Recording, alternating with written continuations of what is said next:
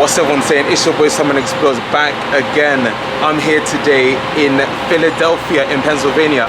You see that thing? I want to travel on what might be America's cutest train, the Norristown high-speed line. That's heading off there. I'm gonna get the next one. We're gonna travel along the line and we're gonna see what it's like. So, international, America, trains.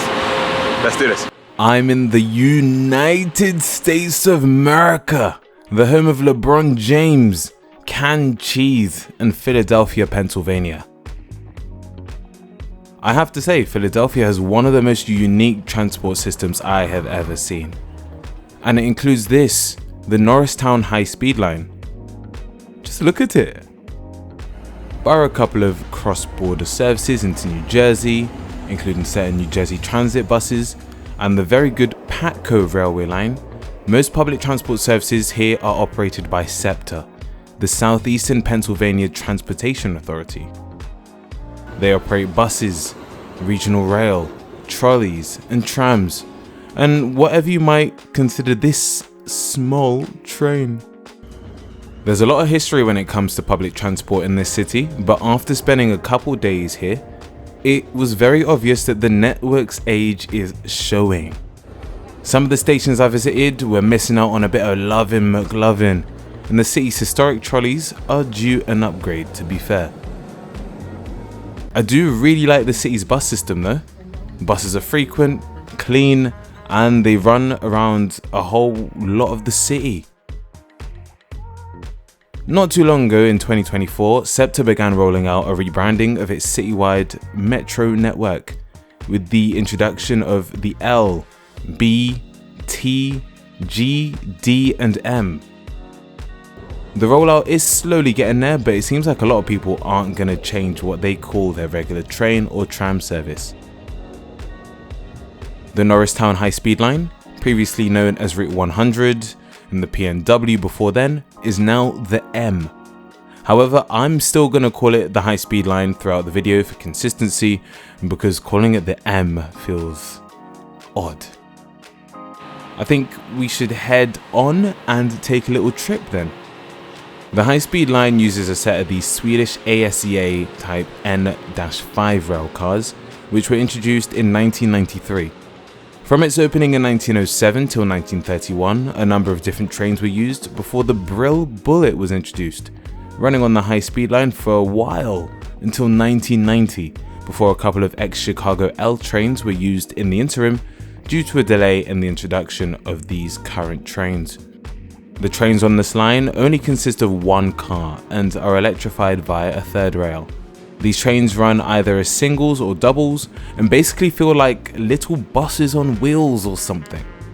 The line is a mainly double-track 21.6 kilometer line running through the western suburbs of Philly between 69th Street Transit Center and Norristown Transit Center. 69th is a proper transport hub, linking the Market Frankford line, now the L, the high-speed line, and numerous bus and trolley lines all into one station.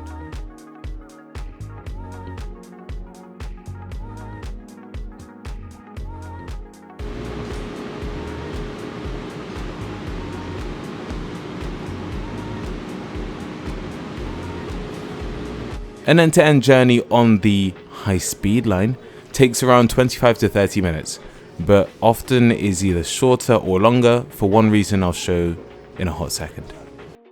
Trains are quite frequent up here. They run up to every 15 minutes on weekdays, 20 minutes on Saturdays, and 30 minutes on Sundays, and runs from around 4 AM to 2 AM if you're lucky. For the destination it serves, I'm very impressed. The M is considered an interurban light rapid transit and connects the hustle and bustle of the two endpoints while speeding through some relatively rural areas within the Delaware and Montgomery counties of Pennsylvania. The service first began operation in 1907 as the Philadelphia and Western Railroad, the P&W, running from 69th to Stratford, branching off the existing line at Villanova Station. The completion of the line from Villanova to Norristown was completed in 1912, and nowadays that is the main line. The line out to Stratford which ended up becoming the lesser used branch line, was eventually closed in 1956. This line is super unique. It's 2-tracked, but it was built with capacity for 4 tracks. It has fully dedicated right-of-way, which is a luxury for any American railway, meaning that there are no level crossings at all. And it actually used to run these trains at a maximum speed of 70 miles an hour, which has since been decreased to 55 miles an hour. But still, it's quite fast, huh? The train stops quite frequently, with train skipping stops if the driver can't see anyone on the train platform and nobody's getting off. It basically works like a bus or tram in most cases. Quite a few of the 22 stations on the line are literally bare-boned and tiny, fitting like half or 3/4 of a train car. It's literally just like, you don't even get a shed, to be fair, in some cases. It's just a little tiny platform. In this case, when 2-car trains are running and someone has pressed the stop button, the driver stops for the first car, sees if anyone's getting off, then moves the train a bit forward and stops again for the second car.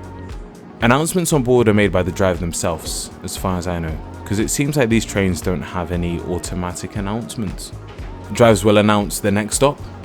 That's all. Simple. But as I saw once, if you don't pay attention, you will have to enjoy a nice detour on your way back home.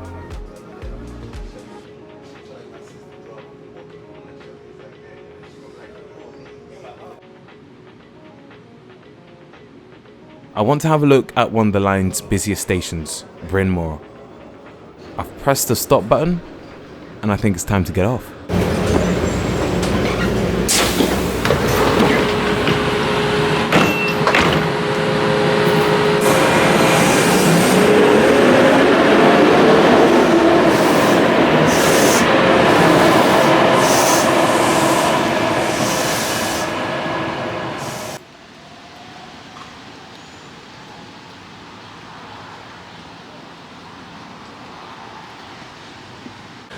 Folks, I'm in Bryn Mawr. Am I saying that in the American way or the Welsh way? There's not much here, right? There's a couple of buildings. There's some shops that are closed, some houses, a chimney pipe, and what looks like probably a fancy restaurant. I am under shelter because it is pouring it down today in Philadelphia. Bryn Mawr is one of the line's busiest stops. You might think from the stop name, have I been transported to Wales or something? Did I get teleported back home across the pond to some random village? No. In fact, we're currently in the former Welsh tract of Pennsylvania, where a large number of Welsh immigrants in the 17th century moved over to the US through the help of William Penn, the founder of Pennsylvania. A lot of them settled around this part of the state.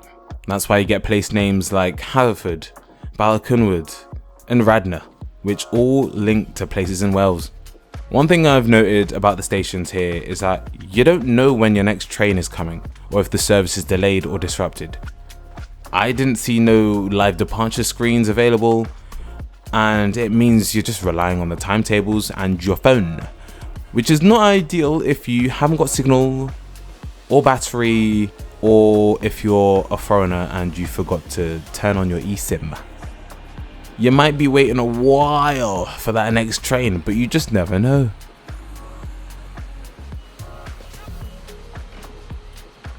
The only stations on the network with barriers are the termini. At other stations you board from the front, then you tap on with contactless or a key card. The key card is SEPTA's reloadable payment card, which you can buy for $4.95 and load up with credit or a day ticket. A bus subway day ticket only counts for like 6 or 8 trips or something. At the time of upload, a single is $2.90, with 2 free transfers possible within 2 hours. That's quite affordable for a Londoner, but then prices do be rising quite a bit for the locals. SEPTA is currently going through a little bit of not even a little bit, a big funding crisis, with state funds not looking like they'll cover the spending required to maintain the existing service. SEPTA warns that if funding isn't adequate, they'll need to reduce service by 45%, close routes and stations, and increase fares by over 20%. Someone tell them folks in Harrisburg to give them the dollar. The state is acting like they ain't hosting 6 games at the World Cup next year and they want to cut funding. They're gonna need their transport system on job if they don't want to look like a laughingstock of a city by people from all over the world. Anyways, in 2023, the high-speed line had an average usage of around 4,000 people per day, which you might think is not that high. But of course, there was a whole Coco Mocroco in 2020. Pre-Coco numbers were 2.5 times higher than 2023. Obviously, due to a higher number of commuters using the train. They'd park up at the station, hop on the train, head into Center City for a grueling day of Microsoft Excel, and do the reverse in the evening. There used to be express services on the line that would skip certain stops or just terminate at Bryn Mawr. That means you'd get express services leaving a while after a local service, then catching up to it not long later. Nowadays, services call at all stops. In 2013, plans were drawn up for the construction of a new branch line out to the nearby King of Prussia Mall, the 4th largest shopping center in the United States of America, the home country of LeBron James. I had a wander down to the mall after filming this video, mainly to go for a pee and to witness American capitalism in full force. I popped into the Macy's, which just looked like a Debenhams on steroids, and the Dick's Sporting Goods, which is like if Sports Direct forgot that football existed. The extension was first estimated to cost a maximum of $650 million, which had ballooned to $1.2 billion by 2018. But of course, I might need to start using this clip all the time. The moolah was not there to build it, and it was decided to pull the plans for the extension in 2023. Philadelphia-based YouTuber Alan Fisher covers the project quite well in multiple videos. What if I just wanted to head home, transport my lukewarm Wingstop and carton of melatonin on the train rather than have to do a whole 45-minute bus? Super painful.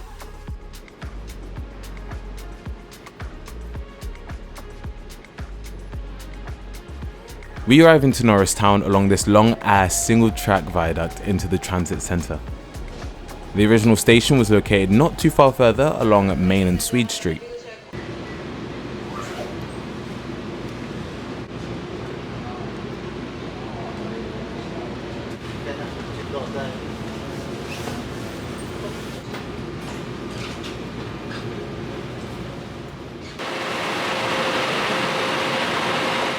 This station provides interchange to SEPTA Regional Rail, which in fact costs more to use to get into Center City than you would using the high-speed line and the Market Frankfurt, and it also takes longer. There's a bus station below, which serves buses to King of Prussia and other nearby locations.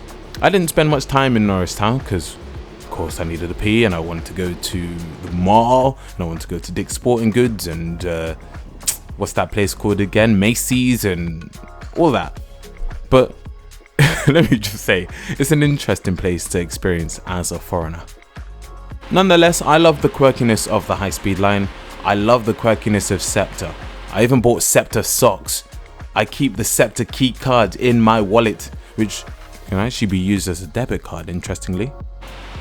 I especially like the buses, minus their terrible next stop announcements too. But I do feel like this funding issue will hold it back from becoming even better and stronger. Let me know what you think in the comments below, because it just...